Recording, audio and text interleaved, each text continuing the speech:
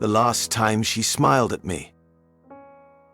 She smiled at me like everything was fine, like we hadn't been drifting apart for weeks, like I hadn't noticed the silence stretching longer, the touches growing shorter, the way her eyes always seemed to be somewhere else. It was a quiet morning in the kitchen, just 2 mugs of coffee and soft light through the window. And that smile. Small, warm, almost convincing. But something in my chest tightened, because that smile didn't reach her eyes. And I knew, without knowing why, that it was the last time she'd ever smile at me like that. I didn't say anything. What could I have said? I just nodded and listened as she talked about a podcast she'd heard the night before. I don't remember what it was about. I was too busy memorizing her face. For weeks, something had been slipping between us. Not loudly, not all at once, just slowly, in pieces. She stopped asking me to join her walks. She wore headphones around the apartment. She stayed in the bath longer and locked the door, something she never used to do. The shift wasn't sudden, but it was undeniable. And I tried. I really did. I made her favorite dinner twice. I suggested watching a movie we both loved from when we first met. I booked a weekend trip, spontaneous like we used to be. She smiled at all of it. She said thank you. She touched my hand, but none of it landed. It was like she was watching me from behind a glass wall, close enough to see, too far to reach. Her warmth was still there, but it didn't feel like it was for me anymore.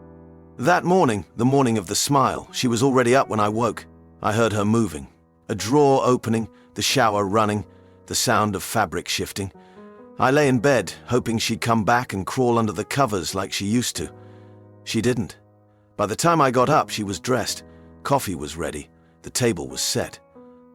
She greeted me like nothing had changed. But everything had.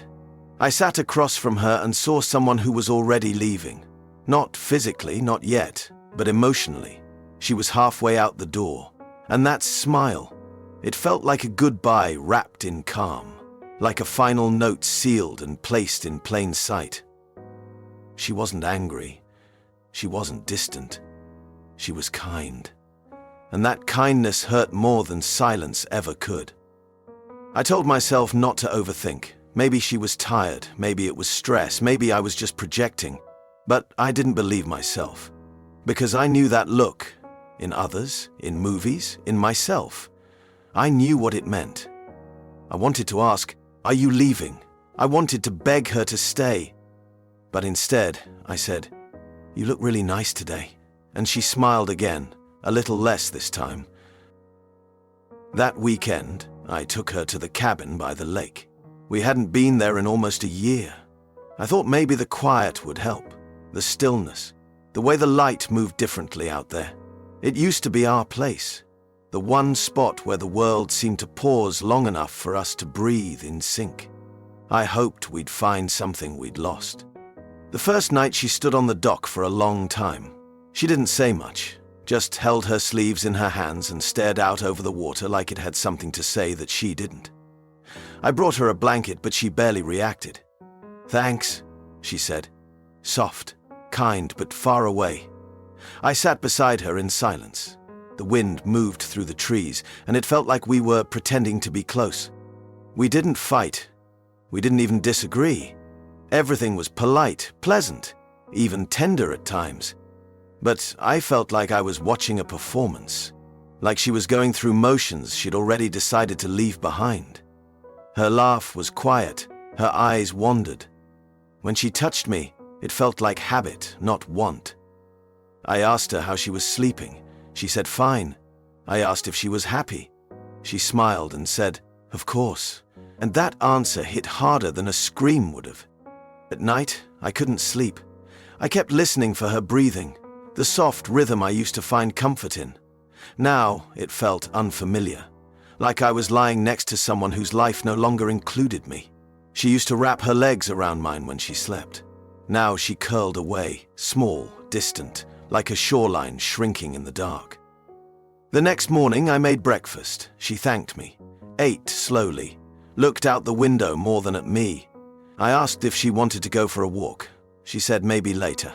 She never brought it up again. I told myself maybe she was just tired. Maybe she needed this trip to decompress. But some part of me knew we were on different timelines. I was trying to fix something that, for her, had already ended.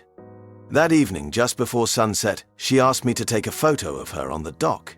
She never liked being in photos, not really, but she stood there, arms crossed, hair blowing in the wind, and smiled right into the lens. Later, scrolling through the image, I froze, because there it was, that same smile from the kitchen. Soft, almost warm, but not for me. We left the cabin early. She said she had things to catch up on, but I think we both knew it wasn't about her schedule. The ride home was quiet, not in a tense way, just neutral, like two people sharing space without sharing the weight of it. I kept glancing at her out of the corner of my eye, searching for signs, but she just looked out the window, fingers tapping lightly against her knee like she was somewhere else entirely. When we got back, she unpacked quickly. No hesitation, no wandering. Everything had a place. Everything moved with purpose. She didn't leave her bag by the door like she used to. She emptied it, hung up her coat, folded the sweater. I stood in the hallway, watching her, realizing that this wasn't her easing back into our life. This was her preparing to step out of it. That night, I asked her if something was wrong. She paused, just for a moment, and then smiled. "No, I'm okay," she said. "Just tired." I nodded, but I didn't believe her, and I think she knew I didn't. But that was the language we were speaking now. Half-truths wrapped in kindness. Neither of us strong enough to call it what it was. The next morning, I woke up alone.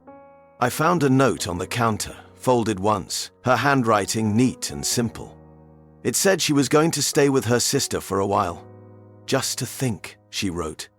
"I need space to breathe." No accusations, no anger, just soft lines on paper that said everything she hadn't wanted to say out loud. I sat at the table for hours. I didn't text. I didn't call. I just kept replaying that moment in the kitchen. The way she smiled at me. The way it felt like a goodbye hidden in warmth. I hadn't imagined it. It really was the last time. She still texts me sometimes. Polite updates. "Hope you're doing well. Just saw something that reminded me of you." It's never cold, never cruel, but there's space between every word. Enough space to say, this isn't a bridge, it's a boundary.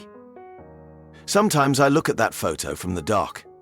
She looks peaceful, beautiful even. But now I see what I missed.